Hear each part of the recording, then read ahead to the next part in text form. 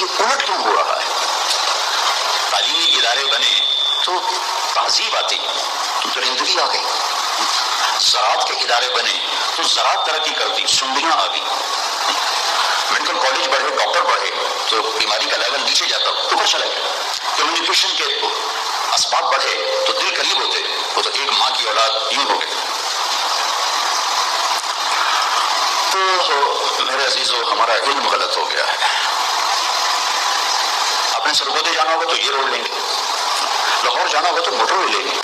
مجھے فہم آتا ہے کہ جس چیز نے آپ کو انسان بنانا ہے وہ یہ نہیں جو آپ پڑھتے کر رہے ہو، وہ محمد مصطفیٰ صلی اللہ علیہ وسلم کی زندگی ہے، قرآن ہے، حدیث ہے.